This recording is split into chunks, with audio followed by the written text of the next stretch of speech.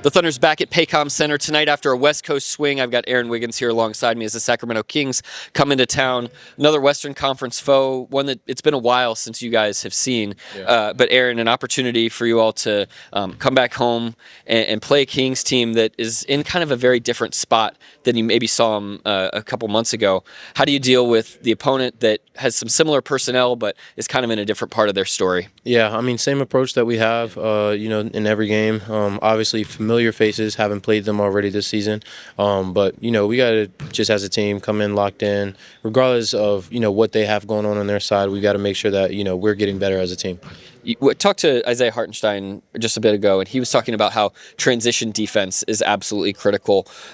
Coming off the Warriors game, playing a team in Sacramento who loves to play fast, what are some key elements to that to make sure that you guys can get to your five-man defense? Because we know that's the best defense in the NBA. Yeah, I mean, communication. Obviously, the better offensive, shots we can get on that end, it'll, obviously lead to, being able to get back in transition, get set, and make that team have to kind of go up against a set defense. So just got to make sure that on the offensive end we're playing together, playing to our game plan, and getting good looks, and then communicating on makes or misses to get back and match and be able to get set. Yeah, it's remarkable how getting back in transition really all starts with having a balanced floor on the other end. It seems like transition defense, just sprint back, but it's not that simple. What are the keys to actually having a good floor balance on the offensive end? Yeah, I mean, like you said, in terms of balance, just kind of individual guys understanding, where they're at on the floor, and making decisions for the best of the team. When a shot goes up, obviously we want to be aggressive to try and get offensive rebounds, but depending on where you're at on the floor and, where the shot's coming from, you have to be able to make those decisions as an individual, whether to, crash for an offensive rebound or get back in transition so that we can kind of slow them down and get our defense set. So individual decisions and just understanding of, our offensive balance and, going into defense, how we can better get set. Yeah, and your offensive rebounding and those tap outs, everything as a team has been a huge weapon for this group over the last few years and this year particularly. Do you guys have kind of, it seems like, clear rules on how you go in, when you go in, and how to make those hustle plays for your team? Yeah, there's definitely positioning on the floor that we kind of talk about in terms of, guys and ways that we can kind of create more opportunities for ourselves offensively. But our bigs have done a really good job always kind of just drawing a certain amount of attention when we do have shots that go up. Obviously, bigger bodies and, defenses worry about allowing offensive rebounds, and typically it's to the bigs. So their ability to kind of just draw that attention when shots go up and allowing our guards to find opportunities to grab offensive rebounds also works. Last thing for you, we got some news here that Jalen Williams, J-Dub, is going to be an all-star this year.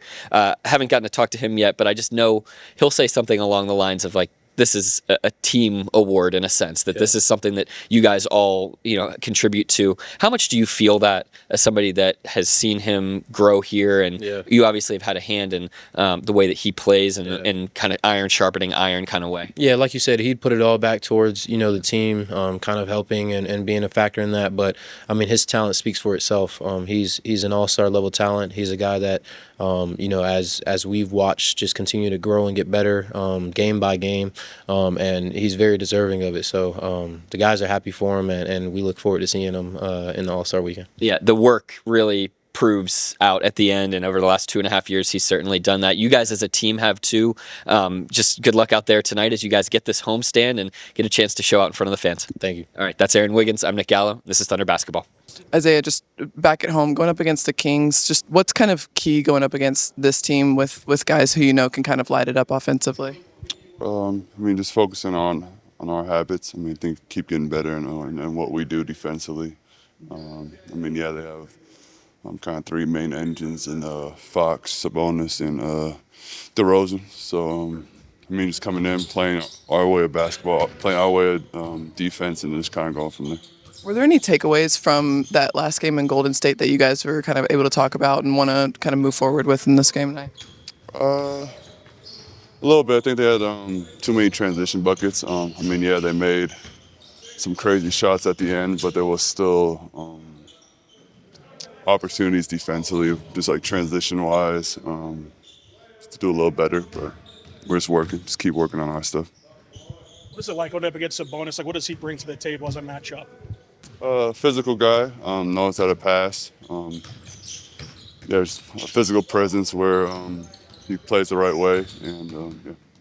What was it like seeing Jada be named an All-Star for the first time? That was great. I mean, he deserves it. He's been big for us all year. Again, to me, it's just even looking at him defensively. I think that's been the biggest key. I mean, him just coming in, night out. The way he plays defensively has been huge. And offensively, he's been distributing the ball, scoring. So it's great that he made All-Star. He deserves it. And yeah. Is there anything that surprised you about Jacob's game being here after not getting to play him but twice a year before? Probably the defensive side, how good he was defensively. Definitely a better passer than I thought he was. I mean, he killed us when I was in New York. So offensively, I kind of knew what he had. But yeah, I mean, great guy, great teammate. But then does on both ends of the court. All right, you guys were gone on the road for so long, and I think the first thing that I saw after we got back was you doing a community event. Just, I mean, how did you have the time, energy, especially with a young one at home, to be doing that? This means a lot. I mean, I think the community, giving back to the community means a lot to me. So whenever I have time, I mean, we had time that day. So even though we kind of came off the flight, went straight over there. But any opportunity I can get to help the community out, I'll always do it. So it's definitely special.